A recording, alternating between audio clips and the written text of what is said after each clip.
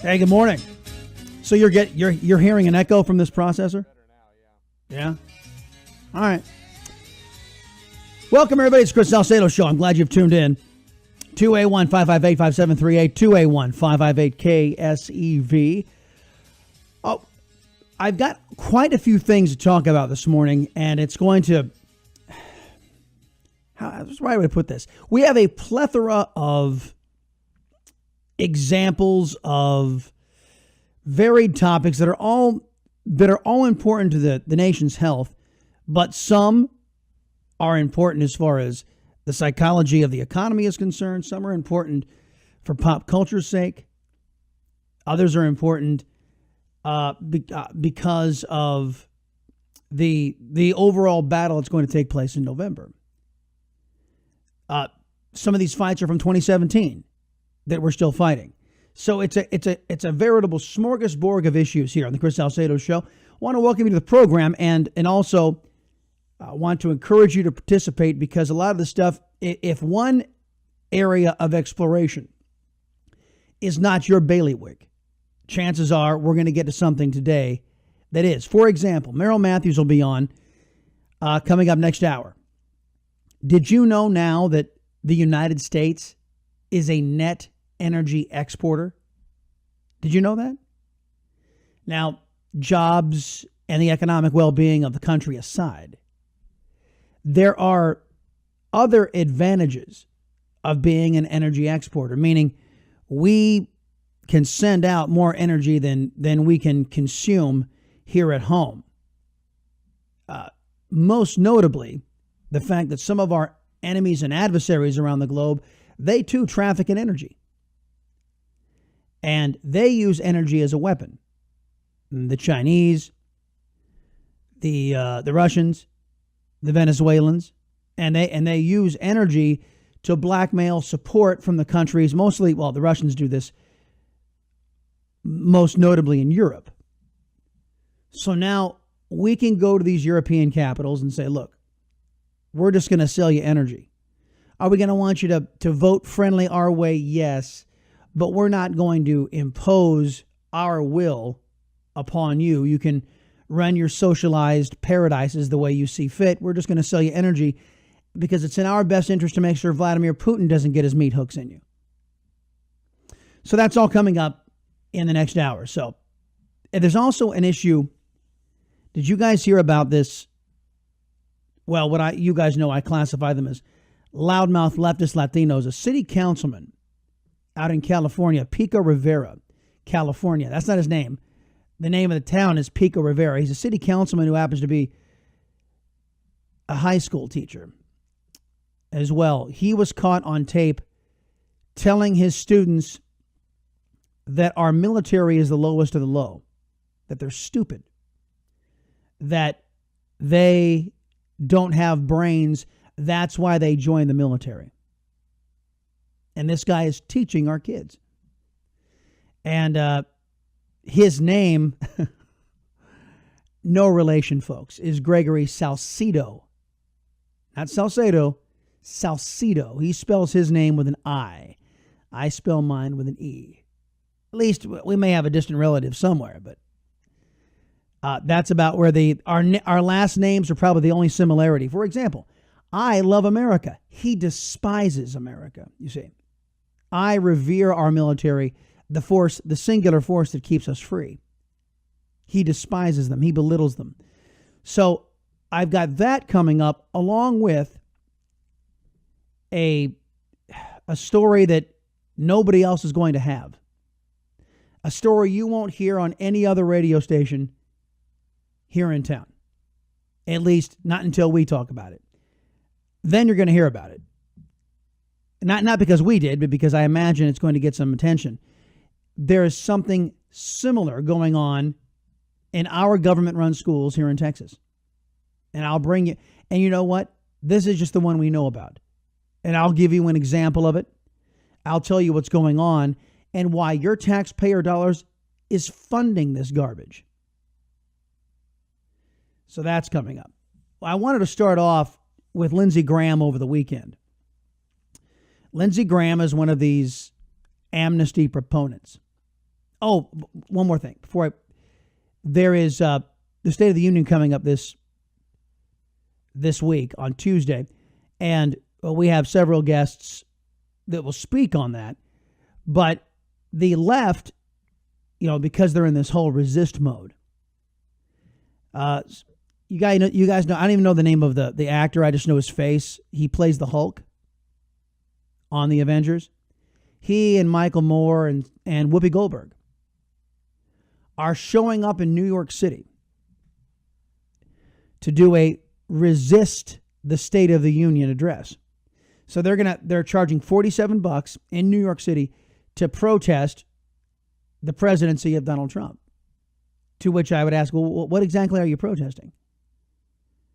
It seems that these Hollywood leftists don't like the fact that ISIS has been destroyed, because they supported President Obama and his support and lackluster performance in ridding us of ISIS. Are they object to the robust economy, growing GDP, growing wages, more money in the pockets of everyday Americans? Is that what they're resisting? Are they resisting us rebuilding our military? What exactly are they resisting? If it's the fact that they're going to do an entire concert, charge $47, it's a big I hate Trump fest. I hate the way he speaks. I hate the way he's not refined. I hate the way he doesn't allow us liberals to push him around. Well, there you go.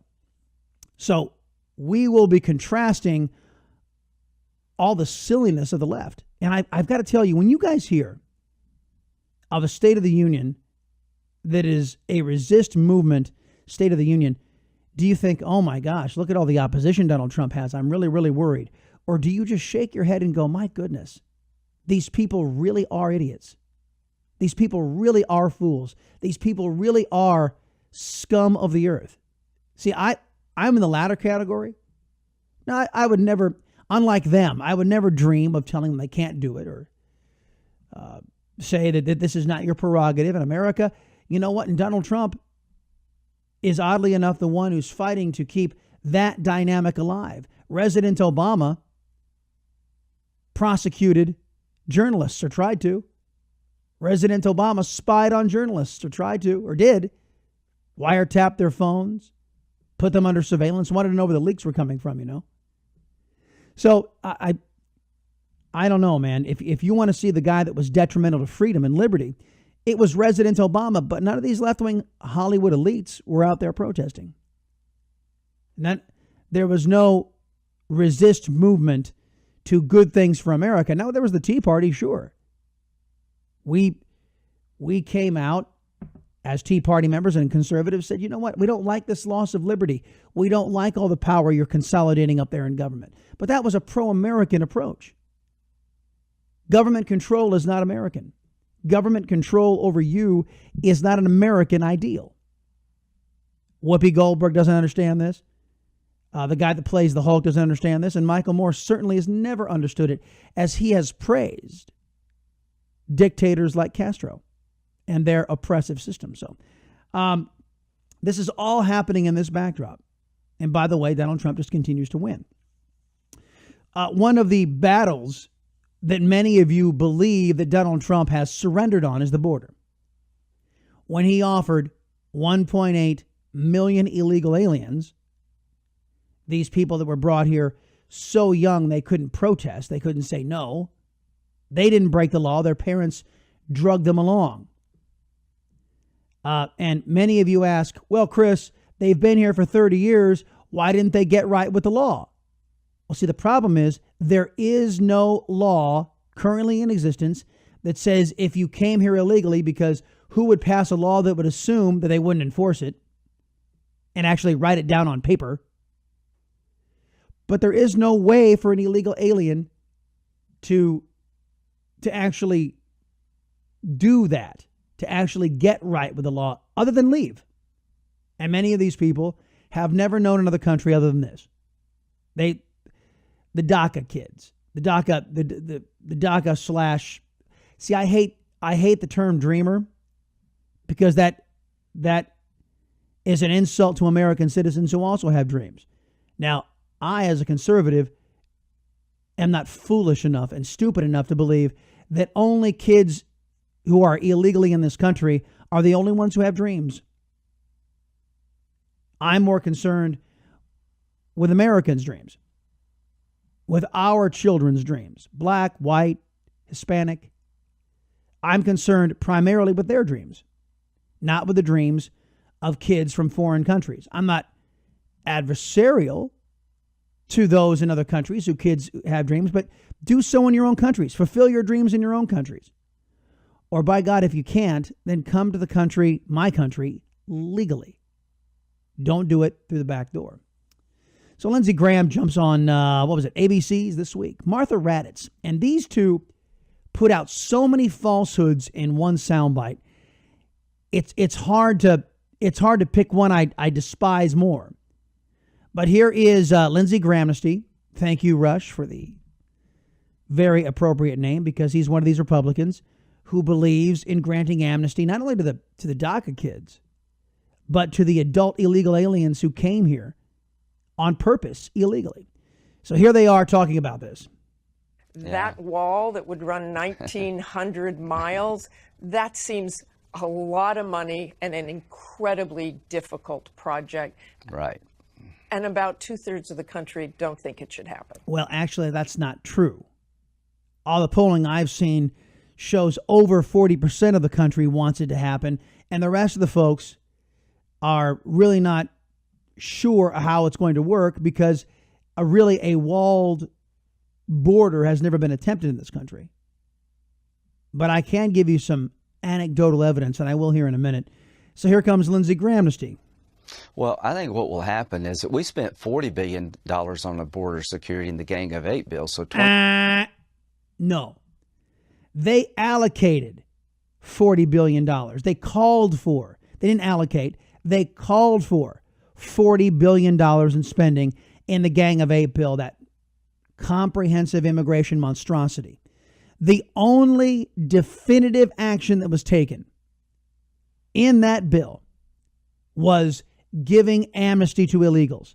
Everything else was subject to the whims of Congress. I'll give you an example. The 2006 Fence Act. That was passed by both houses of Congress, bipartisan vote, and signed into law by President Bush. And then it was promptly defunded. This is how the Gang of Eight bill would have worked. They would have given all the goodies to the illegal aliens, normalized them, and they would have spent none of that $40 billion to secure our border, or very little. That was the game. That was the gag. So for all of Lindsey Grahamnesty's contention, we spent this much money. No, you didn't. You called for it. There was no guarantee that people like me and people like you would get the security on that border that we deserve, and the security on that border, because they wrote it that way. Because there was no trigger mechanism that said, okay, once we secure the border and once it's certified by all four leaders of Congress, House Minority Leader, House Majority Leader, the Speaker of the House, the Senate Majority Leader, and the Senate Minority Leader, and the President. Once it was certified with their names on a document, then that would trigger the goodies for the illegals once it was secured with a proper mission. A fully transparent process. But that's not what the Gang of Eight bill did. The Gang of Eight bill sought to pull the wool over our eyes. $25 billion is not an outrageous number. We spent 42, I think it was, on securing the border. As to where the wall should go and whether it should be a fence, we'll have experts decide that. But the president's proposal of allowing 1.8 million dreamers a pathway forward with citizenship is a huge step in the right direction. Why? Why is that a huge step in the right direction? Lindsey Graham, I think it's a tragedy. Lindsey Graham, I think the fact that we have to even contemplate giving 1.8 million people citizenship who are in the country illegally is the biggest sham and shame that I think our country will have to. We'll have to. I understand we're going to have to cross this bridge, but it It is for something for Americans to shake their heads at. It's something for Americans to be ashamed of. I'm ashamed of the federal government that has allowed 20 to 25 illegal aliens into this country and allowed these 1.8 to 3.6 million individuals also come in. That's a source of shame. That's nothing to say, oh, this is a step in the right direction. No, this is something that's lamentable. This is something that we should decry. This is something that we should be ashamed of. I'm ashamed of the American government for us even having to do this. 281-558-5738. 281-558-KSEV. It's the Salcedo Show. Be right back.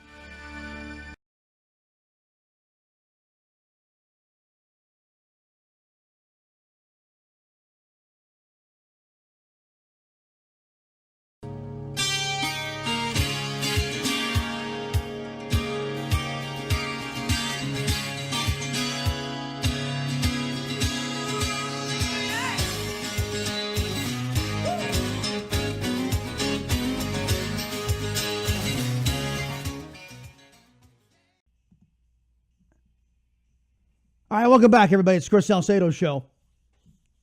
Glad you've tuned in. I think we got a workaround happening here. So we'll be able to take your calls here in two shakes. I wanted to, I caught some heat, and I think I told you guys about this on Friday, that some idiot was on the Chris Salcedo Show Facebook page accusing me of going easy on illegal immigration because I would consider giving, 15 years down the line, some sort of citizenship for dreamers only, since I had invested in them already by force because of this government. And I was accused immediately of being a sympathizer and just really a fifth column individual who was trying to undermine the conservative movement, because as long as I could get border security, a stop, an end to illegal immigration, it would be worth it to me. Anyway, and I also said that this offer by Donald Trump, let me play this. We had Hogan Gidley, the White House deputy press secretary, on Friday. And this is what I had basically said to him. I thought that Donald Trump's offer of 1.8 million DACA/Dreamers being offered citizenship down the road was a political ploy. And this is how that conversation went. This is what I think the president has rather craftily done. And I know you probably can't admit it, but good policy does make good politics. He put out 1.8 million knowing the Democrat Party doesn't want to solve this issue. He could have put out 3.6 million people, and the Democrats would do their best. And you can see the extremist left-wing groups out there already saying that this is racist and all the stuff they typically do to kill any reform, because they want illegal immigration to continue. The Democrat Party, courtesy of Jen Palmieri, has come out and said that they view their electoral future is going to be based on illegal immigration. And they don't want a solution. So the president could have offered them the world. They're not going to take it. They're going to kill it. Is there some of that political calculation going on? Absolutely. I think you even said you didn't know if I'd be forthcoming in that. Okay. But I will always be. And let me tell you, the Graham-Durbin bill, for example, that came out that was so famously given to the president as a neat little package of everything he wanted, it offered nothing that he wanted. See, we found that out, folks, on Friday. It was a sham, and that's why that led to the whole aggravation of the president. He said, wait a minute, I said I wanted my 4 pillars in here, and you guys, as long as you could give me those 4 pillars of border security, and then Graham and Durbin and Toomer show up with something that gives the illegals everything and no security for you and your family. And so Trump said no. Now, I was gratified, and you heard me. I said, I think there's some politics going on here, knowing the Democrats would never concede to giving Trump a victory on DACA, because the Democrats want those voters. The Democrats can't afford to have a Republican be seen as the savior of the DACA folks. So they're going to kill anything he puts out. As I said, he could have offered them, he could offer illegal alien citizenship, all of them, in exchange for border security. And the Democrats would turn it down. Now, it wasn't just me, but somebody you all know very well who noticed the same thing about this strategy. But here's an alternative theory based on the fact that I don't think Trump's caved. And I don't think Trump was unserious with his statements at all of those rallies, on the wall, and on immigration. I don't think anybody's gotten to him and changed his mind, because he's made an offer here. Have you all paid attention to the Democrats reacting to this? Have you noticed that they're not happy? Have you noticed the Democrats are rejecting this? Dick Durbin says that this shows that Trump is unserious, that Trump is mean-spirited, that Trump is willing to use and play with the lives of innocent children. Here's Nancy Pelosi. Grab soundbite number 27. Here's Pelosi reacting to Trump's proposal to grant amnesty to 1.8 million Dreamer kids. The plan is a campaign to make America white again. It's a plan that says over 50% of the current legal immigration will be cut back, that many people will be sent out of the country.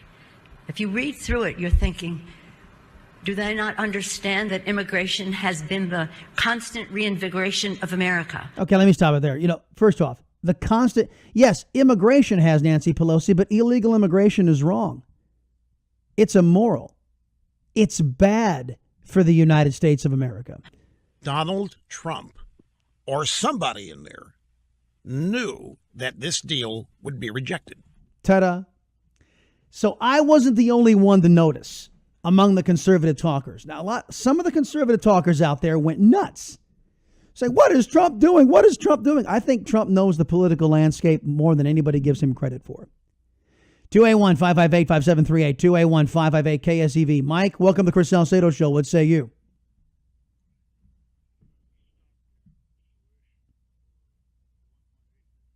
Yes. He is.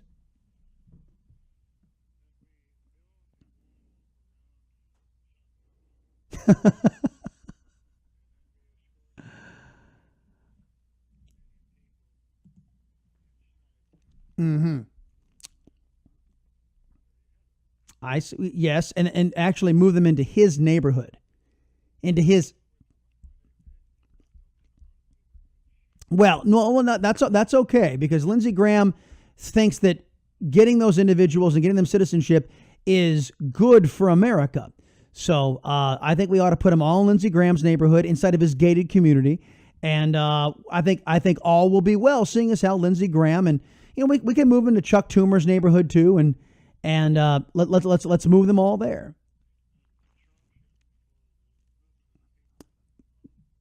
Oh.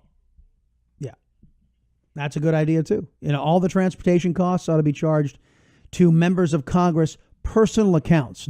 They got the money. They're a bunch of rich people up there anyway. Thank you, Mike. Appreciate the call. By the way, Joe Manchin reacting to Nancy Pelosi's statement, making America white again. Here it is. You know what? We don't need that type of rhetoric on either side, from Nancy, Paul Ryan, or anybody else. Joe Manchin is up for re-election, folks, in a red state.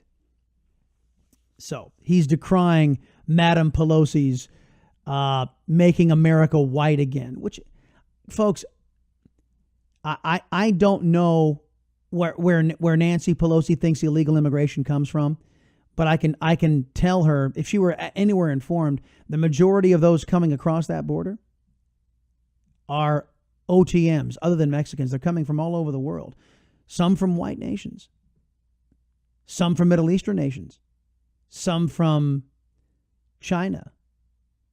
They're coming in illegally. So this whole making America white again business is just desperation, as far as I can tell. It's just a move of desperation.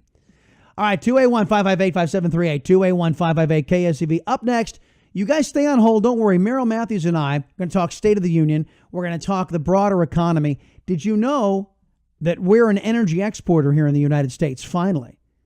What does that mean for an energy-producing state like Texas? We'll find out coming up next. Welcome back, everybody, to the Chris Salcedo Show. We'll get to your calls here in two shakes. Hang on. Lindsey Grahamnesty continued his conversation with Martha Raddatz, which I thought was very illuminating about how much we are not represented on Capitol Hill, folks. He deserves to have a escrow account to draw upon to secure the wall system, not just a wall. Chain migration and cutting legal immigration in half, those would be very problematic areas. But yeah, they're problematic areas. Now, what he doesn't go into is, why is it problematic to end chain migration? Why is that so problematic? It's because guys like Lindsey Grahamnesty, he wants to continue to have one person come in, get approved, and then use that person as a magnet to get his wife, his children, his cousins, grandma, and then they in turn get to get their grandmas and wives and spouses and children and cousins and third cousins and second cousins and fifth cousins twice removed. This is the game plan. Lindsey Grahamnesty is all about this. And without a program that insists on American assimilation, this is destructive. Now, Lindsey Graham doesn't care about that because he'll never mix with these folks. He'll never have to deal with the ramifications of his opening our doors and not insisting that people come here to be Americans. He sits in his gated community. He sits in his walled off area. So at any rate, this is what we're up against. And it seems that only Donald Trump is up there as a check on all this because the majority of Congress wants this. Now you and I don't, but the majority of Congress does. And the majority of Americans don't want it. We think it's a good idea to come into America and insist that folks who come here want to be Americans. No, there's a lot of interest. But Senator, we're talking about $25 billion for a wall. Republican Congressman Will Hurd of Texas doesn't think it's a good idea. Well, what the hell does Will Hurd know? What does Will Hurd doesn't know? That we're having more and more issues with Will Hurd. But he doesn't. What does he base this on? What do you mean it's not going to work? When has it been tried, sir? When has it been tried here in the United States? Oh, it won't work. Where does it not work around the rest of the world? Works in Israel, works in Mexico just fine, Will Hurd. Why won't it work here? Why won't it work? Well, you know what, folks? I have an answer for this. It's not effective. Right. Steve Pierce down in New Mexico told me it's a waste of money. These are guys who live there on the border. They see it every day. They see people getting over. They see drugs getting in. Right. They live on the border. They see people getting over. They see drugs getting in. We don't have a wall right now, Martha. So you see this and they see this. They see the current situation isn't working. So we say, let's put a barrier up. Well, that's not going to work. They're down there at the border. They see that right now what we're doing isn't working. So let's do nothing. Oh, let's say we're going to secure the border. Let's just say it. Let's undergo a process where we hire 6,000 new Border Patrol agents. Now, of course, it's going to take some time, ladies and gentlemen, to get them trained. Probably 10, 15, 30 years to get 6,000 people trained on the southern border. Isn't that right, Will Hurd? Isn't that right, Martha Raddatz? And by then, this low attention span American public will forget all about it. Like the 2006 Fence Act, huh? Right? So we already know what the plan is. Let me offer this to you. And not just me. NPR reported on this in San Diego. And it's my former hometown. Back in the 1990s, all that separated Mexico from the United States was a long metal cable. And as you could understand, illegal immigration was rampant. They put up a triple-layer fence.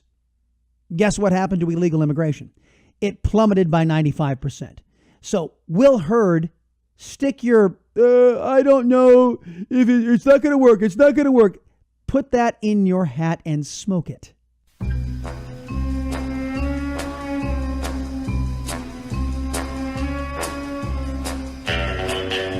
All right, folks, as you can tell by the music, the international man of mystery, the Desmond, is back here on AM 700 KSEV. What's going on, my friend? Morning, Chris. How are you? I misheard you, but did you say these B actors who are putting on this anti-Trump thing tonight He's echoing, too. were upset that ISIS was defeated? They are upset that ISIS was, they're upset that ISIS was defeated. The resist movement is is upset that there's so many issues that they disagree with Trump. They don't like the fact that ISIS is. They're not specifying this. I'm rationally asking, well, what are you resisting? And I'm listing all the good things that have happened under President Trump. And they seem to only be resisting the fact that they just don't like his personality. Well, that's true. Well, I can remember when Whoopi Goldberg was a human being, by the way. That's when she was on Star Trek as Guinan, the alien, which I suppose is a... This sounds horrible. Yeah. You refer to him as Resident Obama, don't you? Yes, I do. I refer to him by his true name, Hussein Obama. Indeed.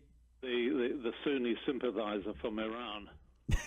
The first, you say is the first, although you say it and I say it, he's the first Muslim president, and what a disaster that was. Right. Well, and at the very least, we know he was a radicalized Islamic fundamentalist terrorist sympathizer, as he gave billions of our dollars to the number one state sponsor of terrorism in Iran. We can definitely agree on that. I don't. You know what? And you know me, Desmond. It never really occurred to me, or it was never really important to me, that he was a Muslim or not. I just cared whether or not he was pro-American, and President Obama was not. Thank you, buddy. I appreciate the call.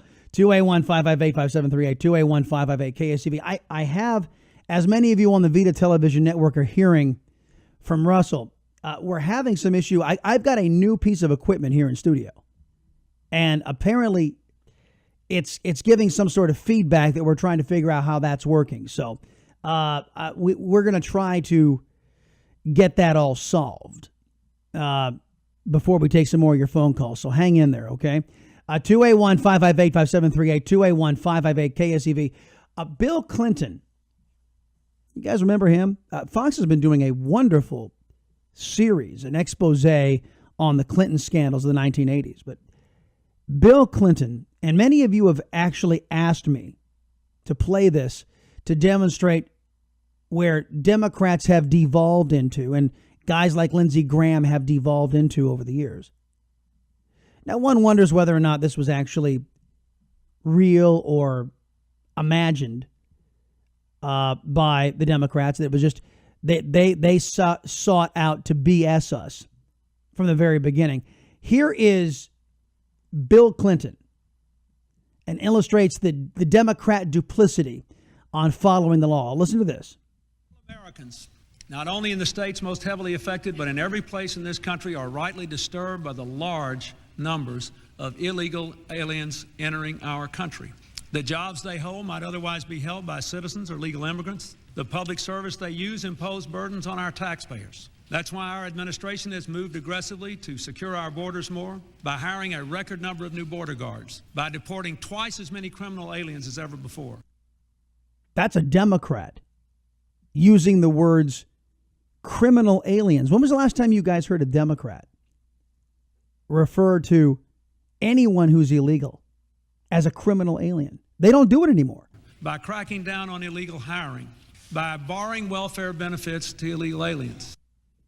Well, now today, Democrats don't care how much of your money goes to illegal aliens. They simply don't. As a matter of fact, they think that's the right thing to do. That you and your family should do without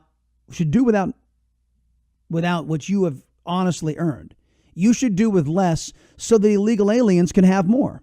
In the budget I will present to you, we will try to do more to speed the deportation of illegal aliens who are arrested for crimes, to better identify illegal aliens in the workplace, as recommended by the commission headed by former Congresswoman Barbara Jordan. The work face. I'm pretty sure he meant workplace. 281-558-5738, 281-558-KSEV. When we get back, try to fix our mixing issues and do our best to get your calls into here. 281-558-5738, 281-558-KSEV. We're talking economy, and we're talking a teacher who is also a city councilman out in California bashing the United States military. And we, the taxpayers, are paying for this. And it's happening here in Texas, too, folks. Back in a minute, the Chris Salcedo Show on the Voice of Texas.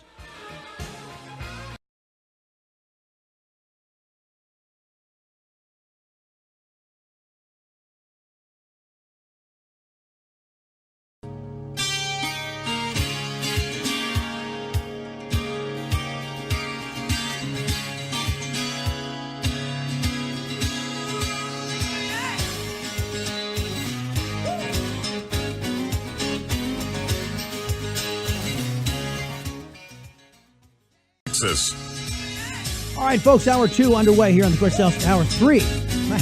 Where is the morning gone? Hour 3 of the Chris Salcedo Show. 281-558-5738. Fields holding on from last hour, sir. Wanted you to be able to make your point. And again, congratulations on the upcoming 50th year anniversary. Oh, thank you very much. The point was this country has changed so much in the last 50 years, but then it hasn't changed all that much because there's still people that think like that principal did, and most of them are Democrats. And really, that's all I've got to say on that subject. But, Mike in the last hour had a good point about building a wall around South Carolina and dumping the illegals there, but I think he went the wrong way, and I can save him a lot of money. Have you seen aerial pictures of Nancy Pelosi's mansion? Oh, she's already got a wall. Dump them inside her wall. They can parachute them in. They can use parachutes for a tent city on Nancy's grounds. It's impressive, isn't it? It's impressive. It is. Fields, thank you very much for the call, man. I appreciate it. Now, what Field and I are talking about, folks, is this guy, this teacher, and a city councilman to boot out in Pico Rivera, California, who called our military the lowest of the low. Now, if you had a choice inside of our current government-run education system, you'd be able to, if you disagreed with that kind of thing, you'd be able to yank your child out. Now, trust me, there are some Democrats within the sound of my voice who believe just as this city councilman does. Again, here is his name, Gregory Salcedo, not Salcedo, but Salcedo. Praise God, no relations. Think about the people who you know are over there. Your freaking stupid Uncle Louie or whatever. They're dumb. They're not like high-level thinkers. They're not academic people. They're not high-level thinkers, says Democrat City Councilman, high school teacher Gregory Salcedo, talking about the U.S. military. Not intellectual people. They're the freaking lowest of our low. They're not intellectual people. They're the friggin' lowest of the low. He says of the fighting men and women in the United States military who protect his right to be so stupid. Now, I would like to think that the great state of Texas is immune to this kind of thing. But it's not. I'm going to read a memo to you that I received from a concerned parent.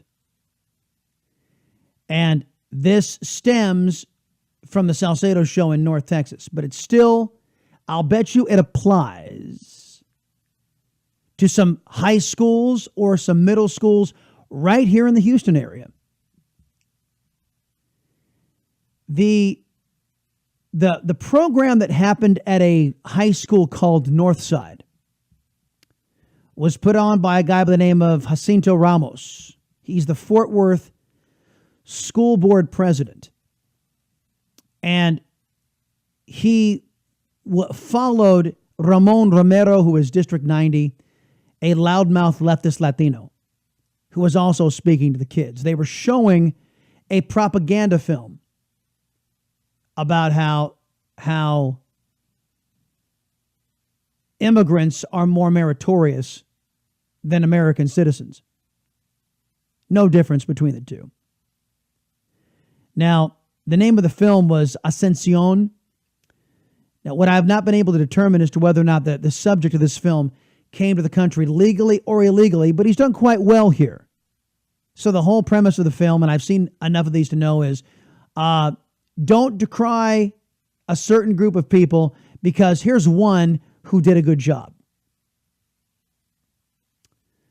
Now, again, they don't understand inside of the left-wing zealot circle the difference between an illegal alien and somebody who came over here with permission here in the country illegally, rather, I should say.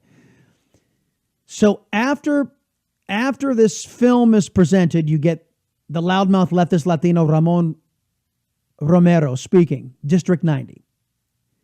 And they're talking to a bunch of high school kids. It's an indoctrination center. Talking about how they're going to spur, they need the high schoolers to spur to action. And one of the rallying points that the Fort Worth School Board president wants to introduce to his students is something called critical race theory. Have you guys heard about critical race theory? Critical race theory proposes that white supremacy and racial power are maintained over time, and in particular, that the law may play a role in this process. So the idea is the reason why we have the rule of law in the United States is to keep people of color down. The reason why we have drug laws is because now these people believe that people of color are more apt to abuse drugs. And those laws are targeting people who use drugs. Now, granted, it applies to everyone. But critical race theory says this whole idea of the rule of law is just to keep the black man and the brown man down. Again, all well and good at a meeting of Democrat leftists are us. But this was done in a government-run high school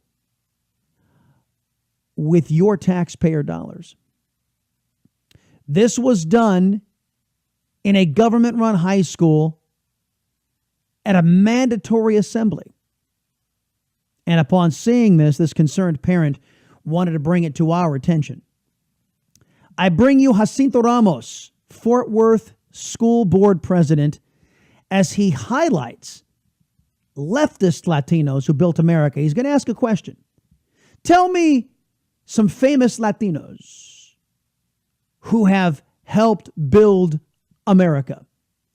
Here he is. Let's do a little pop quiz, and I've done this a number of times, and I'm hoping that one of these days we can get it to where all of you here can pass this pop quiz. Name me 5 Latino Americans that have helped contribute to making this country what it is, and all of these people have to be before 1980, and they cannot be hip-hop artists, singers, or rappers. So raise your hand and I'm going to call you 5 Latino or Latina Americans that have helped make this country great before 1980, and I saw your hand raised. Yes, sir. Who you got? Cesar Chavez out the gate. Great job. Yeah, Cesar Chavez. Let me tell you about Cesar Chavez, ladies and gentlemen. Cesar Chavez was a guy who helped improve the working conditions in fields for immigrants. Some of them illegal, some of them legal. Most of them are illegal. I shouldn't say that. I don't know the exact demographic. But he improved working conditions by unionizing. He was a union leader. Now, when he unionized the workers, the United Farm Workers of America, when he unionized, their labor costs went up because that's what unions do. They drive up the cost of labor. So what did the growers out in California do? They started hiring illegals.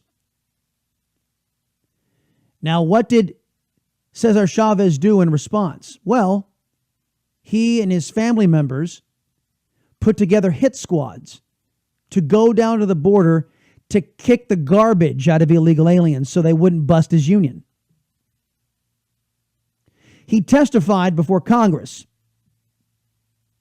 and referred to human beings who come into this country illegally as, quote, human contraband. He said this in congressional testimony. Now, does this Jacinto Ramos have enough brains to know the real history? Well, of course he doesn't.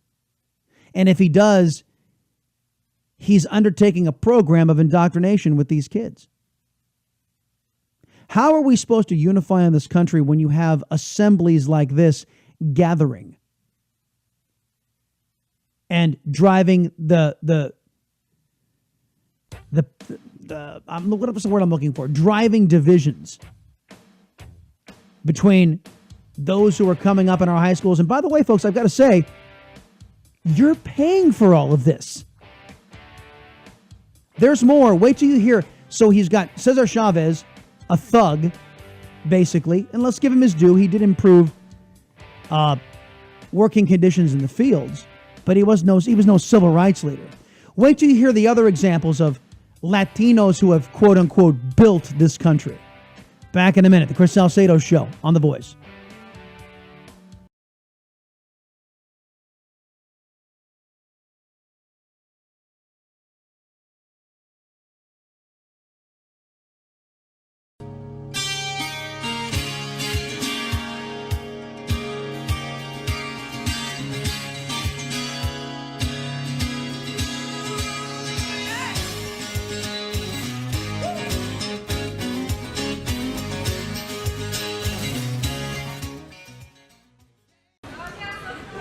Sonia Sotomayor, she's a Supreme Court Justice. Great job.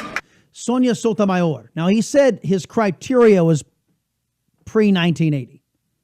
Sonia Sotomayor was made a Supreme Court Justice during the Obama administration. So he's already breaking one of his rules. But how many of you consider Sonia Sotomayor a help in building this country? I don't. I think she's an instrument of tearing it down.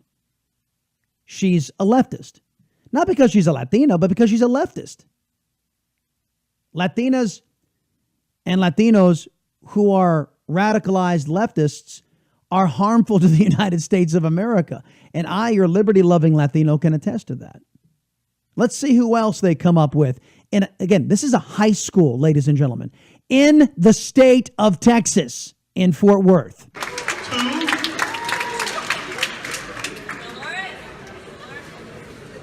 Okay, I don't see any more hands going up. Time out. Listen to me, young people, for a quick second. Listen to this. You got another one? Dolores. Dolores who? Very good. Dolores Huerta is a radical left-wing extremist who is cut from the same cloth as Cesar Chavez, who is, kind of racist. And there are plenty of others who are of her same ilk. So now, did you guys hear the name Marco Rubio in there anywhere? No. Did you guys hear Ted Cruz in there anywhere? No, of course not. This is a government-run school where you're supposed to have both sides. There's not supposed to be a political agenda, but what are you guys hearing? Those three Latinos that were mentioned had one thing in common. They're all a bunch of leftists. Anti-American freak jobs. That's what you heard. All well and good if it's a gathering of the Democrat Party. All well and good if it's a meeting of the Communist Party here in the United States. Not good when it is a mandatory assembly at a government-run school in the state of Texas.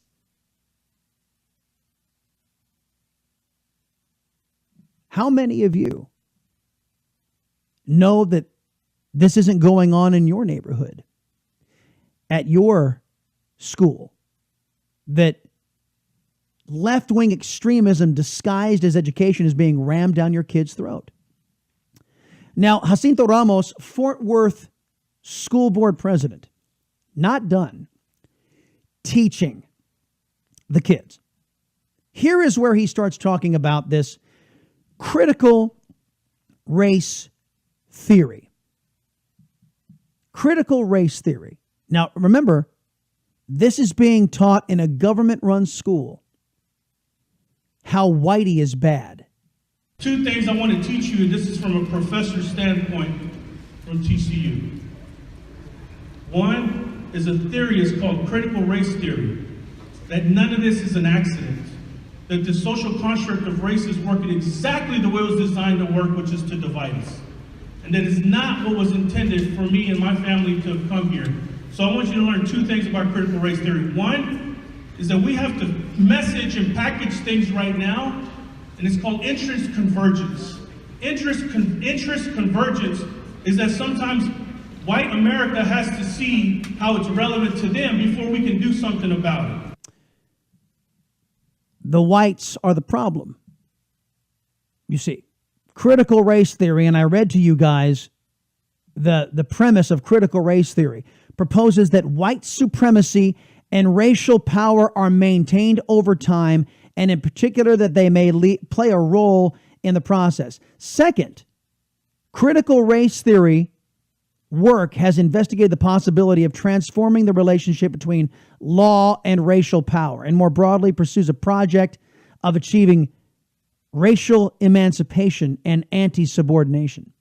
In other words, people of color don't have to obey the law because they've determined the law is meant to keep them down. That is counter to a government of, by, and for the people, a nation of laws. And they're teaching this in your government-run schools. The government-run schools that Sarah Davis fought so hard for, the government-run schools that Dan Huberty fought so hard for, the government-run schools that Joe Strauss fought so hard for, keep these good times rolling, where whitey is decried and anti-white racism is encouraged. Mr. Ramos wasn't done. That's part of that theory. The second one is the one that you're doing every day at this high school. And the reason why I love you and love this community so much. And it's called counter-narrative and counter-storytelling.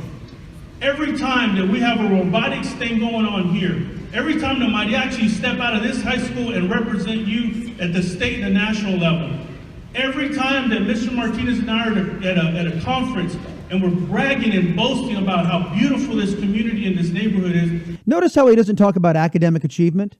It's just beautiful. You know, all of these meaningless throwaway words. Oh, it's beautiful.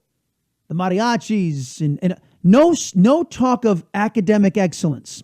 No talk of making sure that our kids are competing on an international level, at a highest level. No, it's all about this social justice garbage.